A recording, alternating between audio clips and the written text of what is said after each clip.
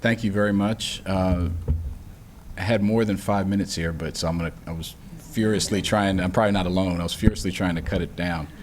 And so I'll probably go off script a little bit.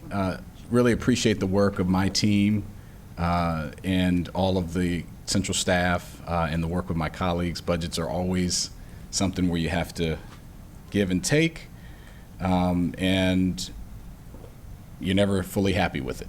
And really appreciate the work. I also want to thank my colleagues on the Education and Culture Committee, Councilmember Alvarez and Councilmember Mink, as well as Ms. McGuire, Mr. Krupe, and Mr. Anbinder, and everyone who helped the ENC committee do its work. Christina, Dave, Marisa, Michelle, Hugo, and Deontay on my team. Thank you all. Really happy about Montgomery College funding. Thank you to Dr. Williams and his team for working with us, and I'm glad we were able to fund you at the level requested.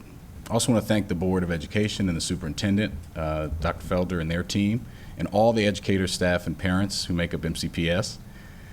Last week, I spoke about the promise and the potential of our more than 160,000 students in 211 schools, and I'm going to spend the rest of my time on this part of the budget. We cut the budget for MCPS. County executive did it first, well, no, actually before that, the Board of Education cut their budget first and cut $14 million from their central staff, 50 people. Prior to sending it to the executive cut additional $55 million. And then the ENC committee restored $46 million to close that gap, realizing that still would necessitate some difficult decisions. In the end, the $26.3 million that the council is approving today is a net loss of $40 million to MCPS.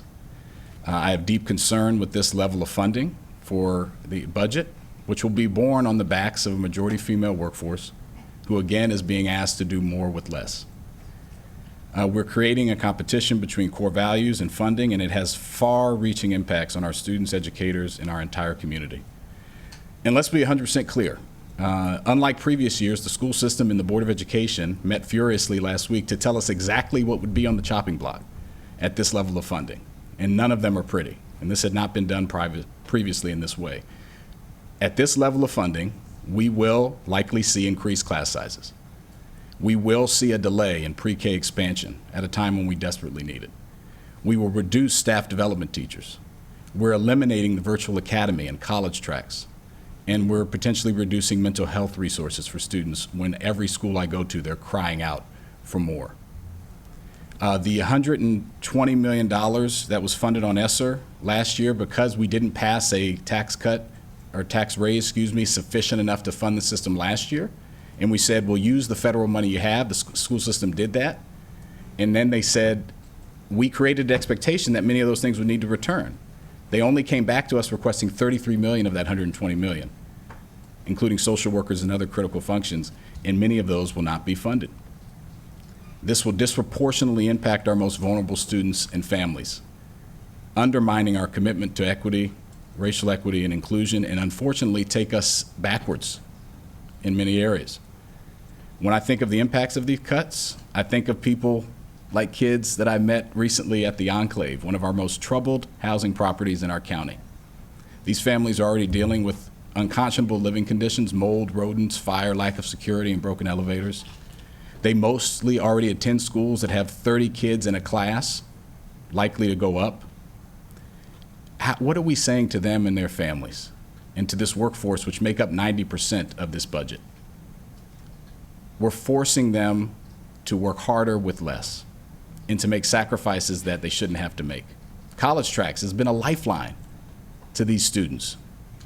It levels the playing field for first-generation low-income students to access higher education.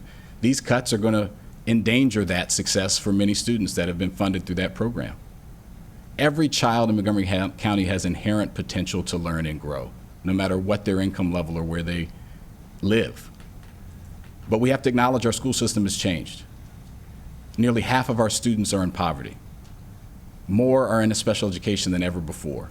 We have more emergent multilingual learners who are trying to learn English and learn at the same time.